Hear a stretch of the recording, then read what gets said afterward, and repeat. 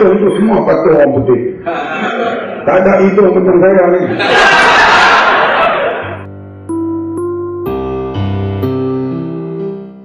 Kalau di Thailand, di Indonesia, di India, di Pakistan, hari merdeka hampir setiap rumah rakyat letak bendera. Mereka rasa hari kemerdekaan itu.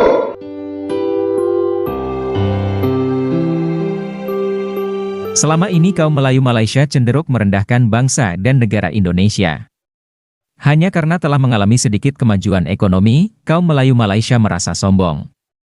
Dan mereka merasa paling benar ketika berdebat dengan orang Indonesia mengenai sejarah, budaya, dan bahasa, termasuk bahasa Indonesia. Padahal, kedudukan bahasa Indonesia amat kuat dalam konstitusi Indonesia. Padahal, sejarah Indonesia pun jauh lebih terang benderang dibanding sejarah Malaysia yang masih kacau balau.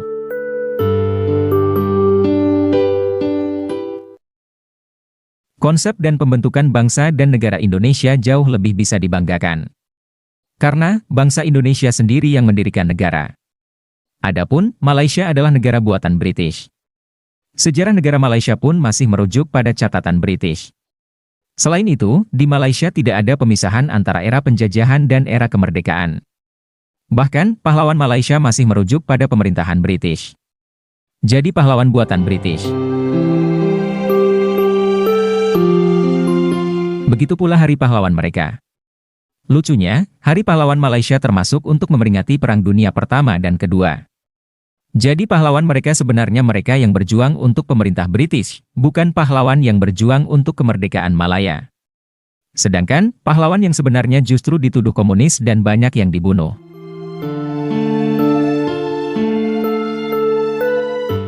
Itu sebabnya, dulu film Bukit Kepong sering dikritik.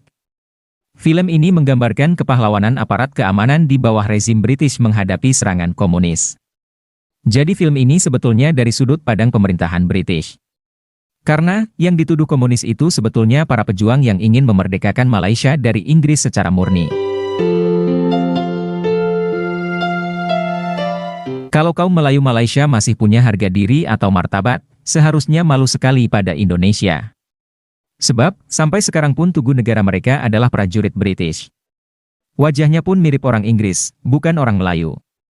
Jadi, tentara British di Malaysia dianggap pahlawan, padahal di Indonesia mereka dianggap musuh. Itulah mengapa terjadi perang besar pada 10 November tahun 1945, yang kemudian diperingati sebagai Hari Pahlawan. Selanjutnya, mari kita simak video reaksi berikut.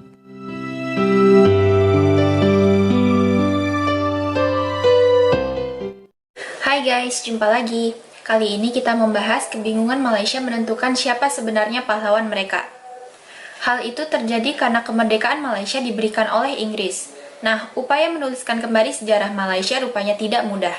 Selama ini sejarah Malaysia memang masih merujuk pada catatan British. 12 tahun lalu, Mat Sabu telah menggugat mengenai hal itu, termasuk siapa sebenarnya pahlawan Malaysia. Kala itu, Mat Sabu masih di Partai Islam Se-Malaysia atau PAS. Mat Sabu kini berada di Partai Amanah. Ia pun sudah duduk dalam pemerintahan berkali-kali. Bahkan ia pernah menjadi Menteri Pertahanan, tapi tetap saja tidak bisa merobohkan tugu negara Malaysia. Yuk kita simak video berikut. Saudara pergilah tengok tugu negara. Patung itu semua patung orang putih. Tak ada itu macam saya ni. Patung itu semua patung orang putih. Tak ada itu macam saya ni. Jadi yang disembah kita kita sembah orang putih. Kalau tugu orang Melayu lain juga, tugu orang putih. Dalam salah satu perjanjian damai antara Parti Kolonial Malaya dengan Kerajaan Malaysia, mesti tugu negara itu sepatutnya ditiadakan dan filem Bukit Kepong dihentikan. Kalau nak saya tanya Tan Sri Rahimno, dan kena tengok ucapan Rahimno masa perjanjian damai itu. Begitulah juga Tan Sri Norimai. Ini dua orang polis yang bolak-balik untuk membuat perjanjian damai.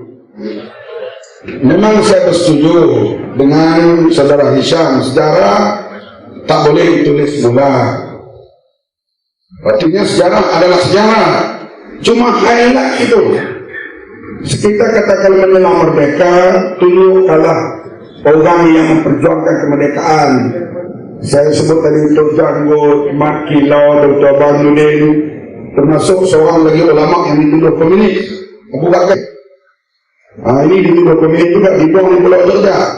Pulau Terjak itu juga tempat dibuang Umar bin.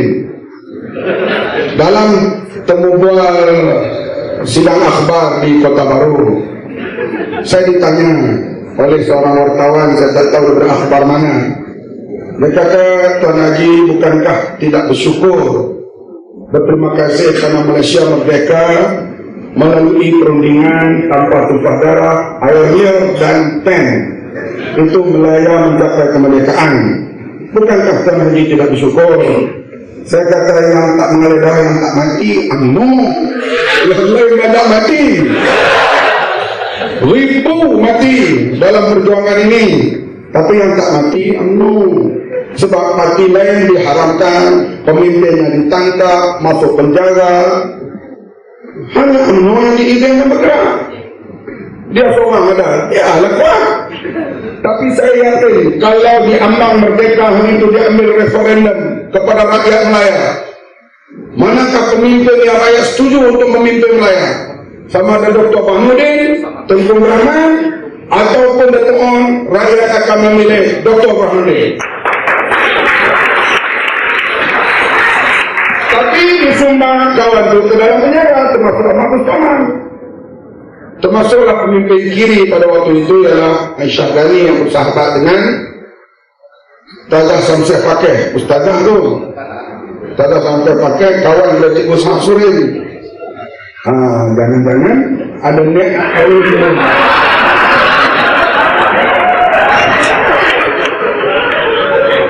Jadi kita harus sekalian, sejarah adalah sejarah.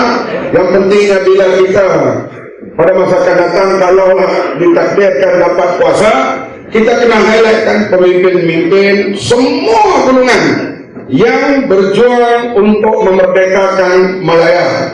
Boleh kita terima gitu? Begitulah guys, Malaysia memang masih bingung mengenai pahlawan negaranya. Dulu hal itu terjadi karena dominasi Partai UMNO yang telah mengubur sejarah para pejuang kemerdekaan yang sebenarnya. Tapi hingga sekarang pun, saat UMNO sudah merosot, sejarah Malaysia belum berubah. Dan hal itu tentu menyebabkan rendahnya nasionalisme rakyat Malaysia. Yuk kita lanjut lagi ya.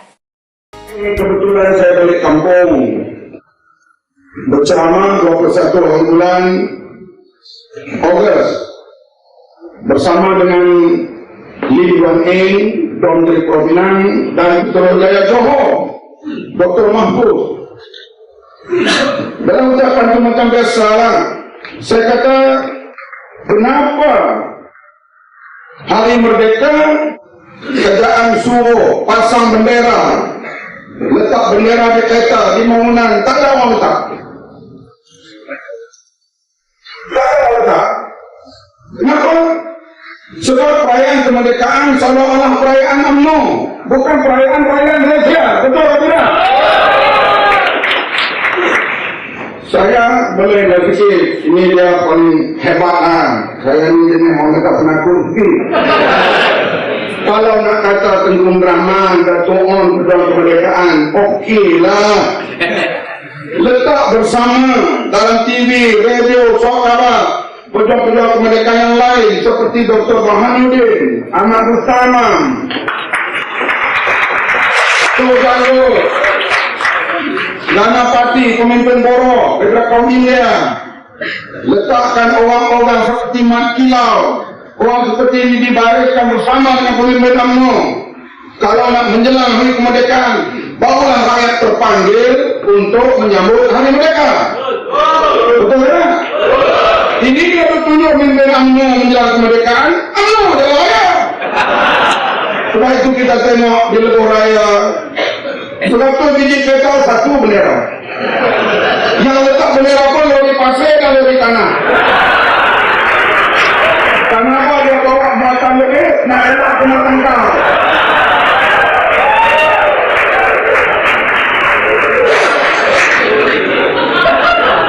Jadi penting bawa lebih tak pala. Yang merayakan 31 Agustus selalunya pegawai kerajaan yang disuruh pergi. Kalau di Thailand, di Indonesia, di India, di Pakistan, hari merdeka hampir setiap rumah rakyat letak bendera. Mereka rasa hari kemerdekaan itu. Tapi di Malaysia tak terasa langsung. Datang bulan hari merdeka, tak lain dan tak bukan, bukit kepong, bukit kepong, bukit kepong. Itu yang keluar dalam handset saya tu. Bukit kepong tu polis yang bertugas, mata-mata yang bertugas di rumah pasung di bawah kerajaan British. Siapa yang diri yang benar? British waktu itu. Dan yang berjuang yang dua Bukit Kepong tu, termasuk Ahmad Indra. Kenapa saya sebut Ahmad Indra? Selama ini bila disebut penentang pemerintah Cina, padahal Melayu, Cina, India menentang kemungkaran penjajahan. Ini yang sudah digambarkan oleh United Malay National Organization kepada rakyat.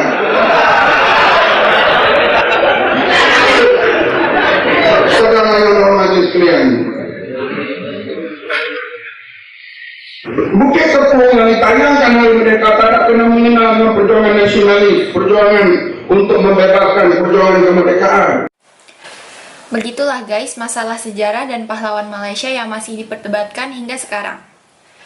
Jika terus dibiarkan, hal itu tentu menyulitkan proses pembentukan negara bangsa Malaysia. Terima kasih sudah menonton sajian kami, sampai jumpa lagi.